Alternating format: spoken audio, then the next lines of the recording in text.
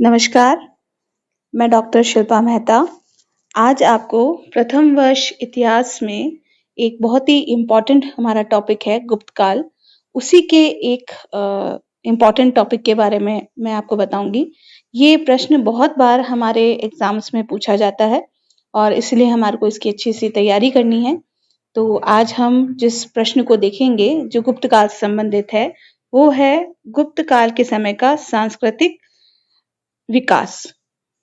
ये क्वेश्चन बहुत बार पूछा जाता है कि गुप्त काल के समय विज्ञान और तकनीक, सांस्कृतिक विकास में क्या उन्नति हुई?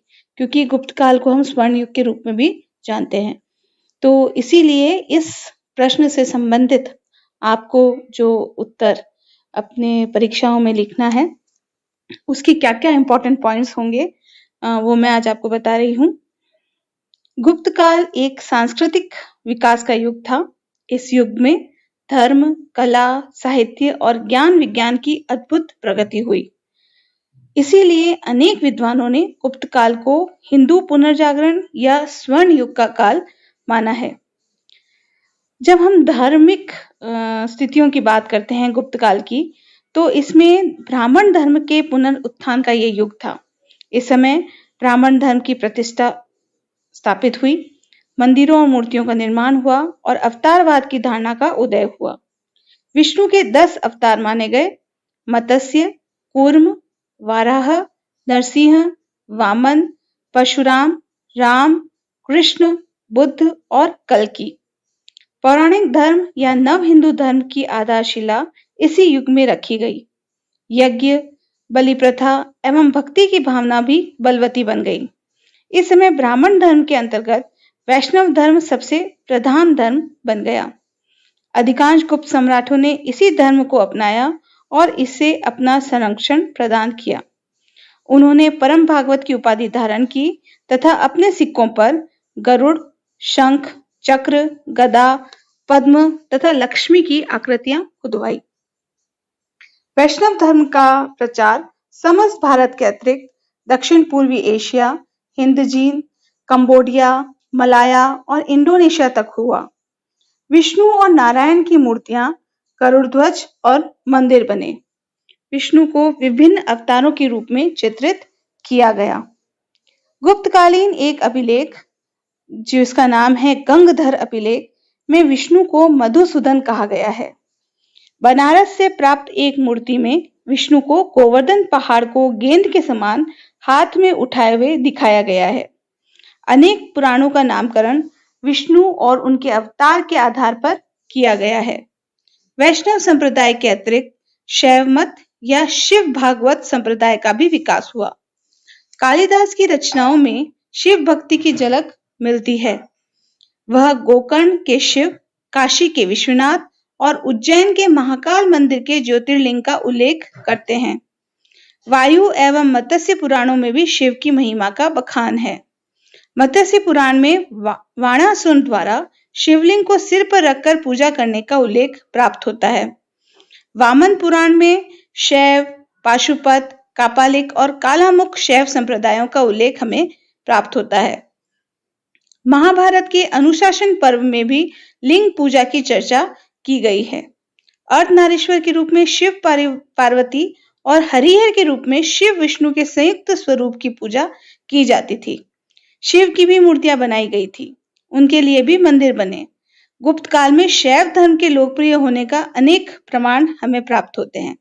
गुप्त राजाओं और उनके सामंतों, पदाधिकारियों द्वारा इस धर्म को संरक्षण देने का प्रमाण हमें प्राप्त होता है।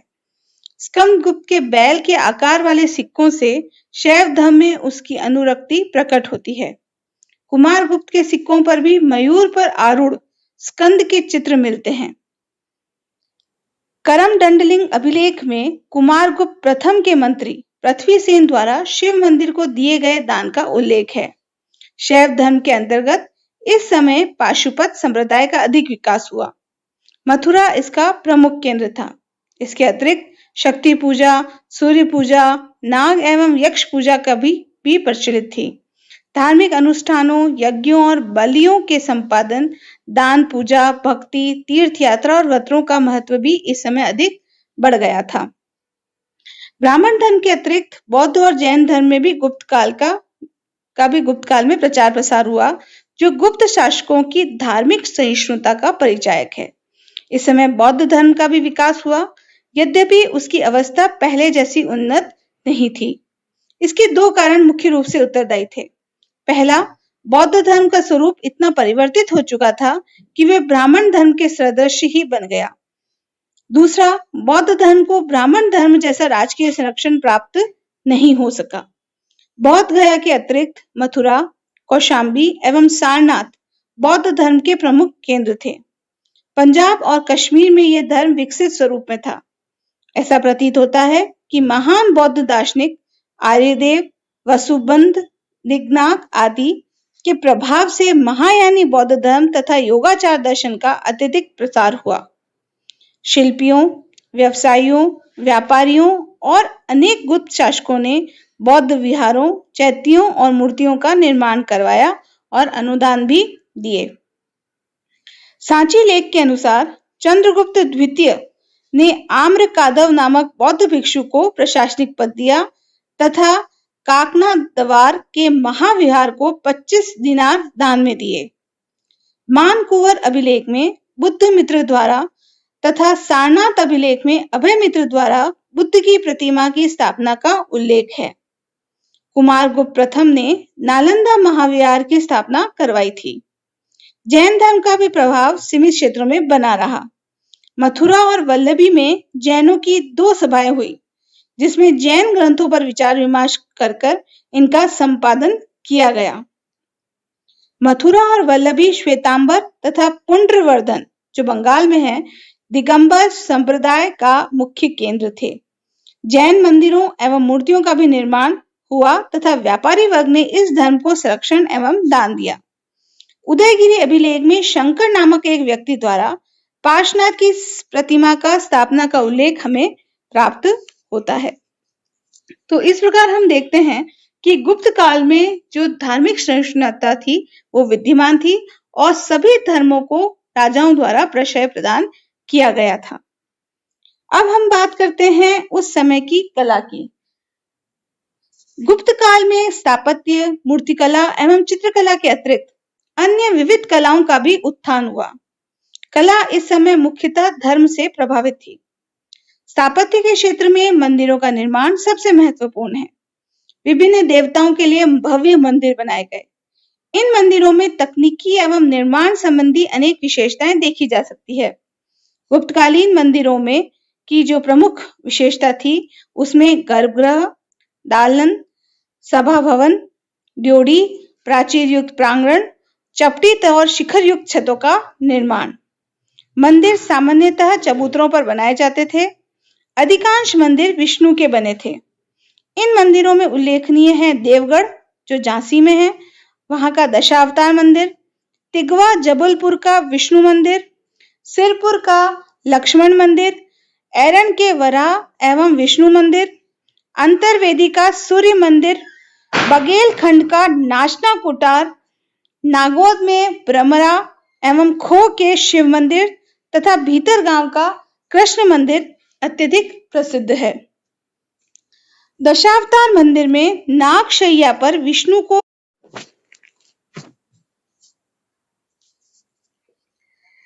जब हम दशावतार मंदिर को देखते हैं तो वहां पर हमारे को गुप्तकालीन में मंदिर स्थापत्य की सर्वश्रेष्ठ रचना उसमें दिखाई देती है।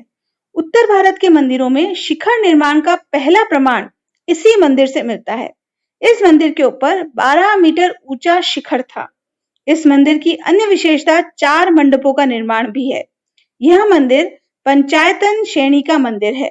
मंदिर के स्तंभों को विष्णु के राम और कृष्ण अवतार के दृश्यों से सुसज्जित किया गया है। ब्राह्मण गुहा मंदिर का सबसे बढ़िया उदाहरण उदयगिरी का गुहा मंदिर, जो विष्णु मंदिर ही है, उसे माना गया है।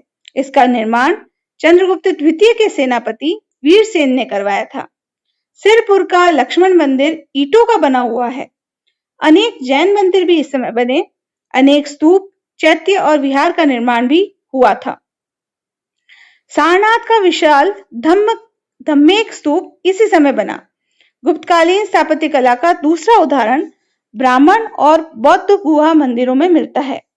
इस श्रेणी में उदयगिरी का मंदिर, जिसमें वराह अवतार की मूर्ति है, तथा बाघ एवं अजंता की गुफाएं महत्वपूर्ण हैं। बाघ एवं अजंता की गुफाओं में बुद्ध एवं उनके जीवन से संबद्ध घटनाओं को दर्शाया गया है। मूर्तिकला की भी प्रगति गुप्त काल में हुई। मूर्तिकला भी धर्म से प्रभावित थी। गुप्तकालीन मूर्तिकला संयत और नैतिक है। उसमें सजीवता तथा मौलिकता मिलती है। अधिकांश मूर्तियां देवी देवताओं, बुद्ध और तीर्थंकरों की बनी थी। मथुरा, सारनाथ और पाटलिपुत्र मूर्तिकला के प्रमुख केंद्र थे। विष्णु की प्रतिमा मानवाकार में बनी। नागशैया पर निद्रा निमग्न विष्णु की मूर्ति मूर्तिकला का सर्वश्रेष्ठ नमूना है। वराह एवं शिव के विभिन्न रूपों में बनाई गई मूर्तियां भी हमें प्राप्त होती है। इस काल में बुद्ध की अनेक मूर्तियां भी बनी थी। इनमें प्रसिद्ध है सारनाथ एवं मथुरा की बौद्ध प्रतिमा एवं सुल्तानगंज की ताम्र बौद्ध प्रतिमा। बुद्ध मूर्तियों की विशेषता है घुंघराले बाल, अलंकृत प्रभामंडल तथा मुद्राओं की विविधता। चित्रकला के क्षेत्र में भी विशेष प्रगति हुई। रंगों, रेखाओं के प्रयोग, भावों एवं विषयों के चित्रीकरण अत्यंत प्रभावशाली ढंग से किए गए।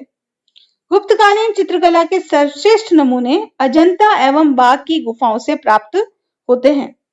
अजंता की गुफाओं में जहां उच्च वर्ग की संपन्नता को दर्शाया गया है, वहीं बाघ के चित्रों में मानव के लौकिक जीवन की झांकी हमें मिलती है। अन्य विविध कलाओं, संगीत, नृत्य, नाटक, अभिनय जैसी ललित कलाओं की भी पर्याप्त प्रगति हुई थी। जब हम गुप्त काल की बात करते हैं तो हम उस समय के विज्ञान और तकनीक, उसके विकास की बात भी हमारे लिए करना बहुत महत्वपूर्ण है।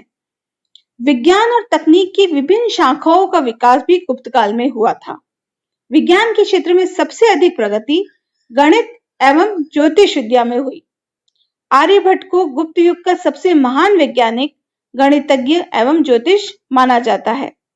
उन्होंने अपने ग्रंथ आर्यभट्टीय में यह प्रमाणित कर दिया कि पृथ्वी गोल है, अपनी धुरी पर घूमती है और इसी कारण ग्रहण लगता है।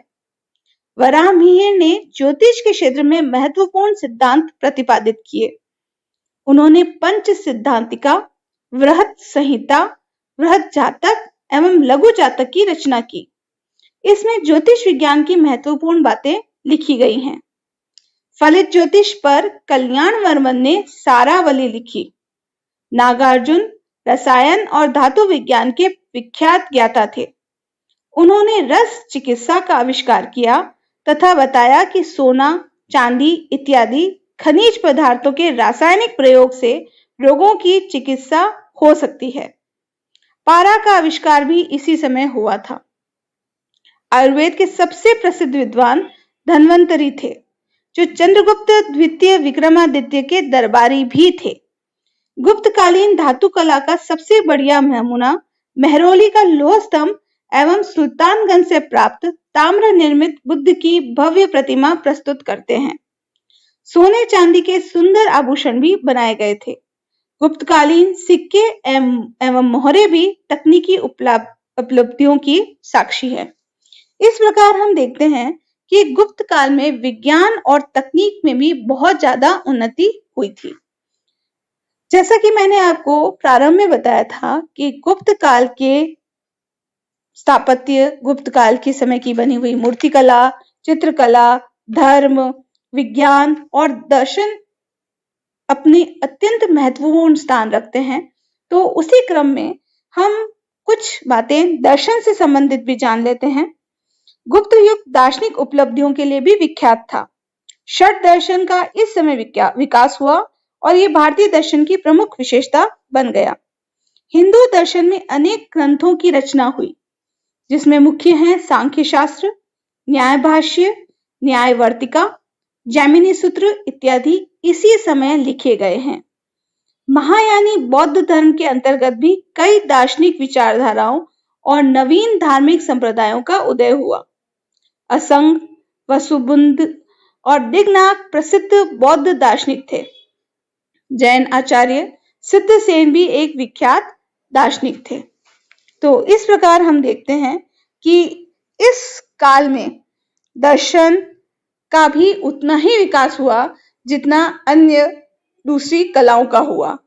तो गुप्त काल का विज्ञान, तकनीक, दर्शन और कला अपनी एक महत्वपूर्ण और अभूतपूर्व स्थान हमारे भारतीय इतिहास में रखते हैं। आप सब इस आलेख को, जो मैंने आपको अभी पढ़ाया है, उसको अच्छी तरह से समझें और इसे अपनी परीक्षा के लिए तैयार करें। धन्यवाद।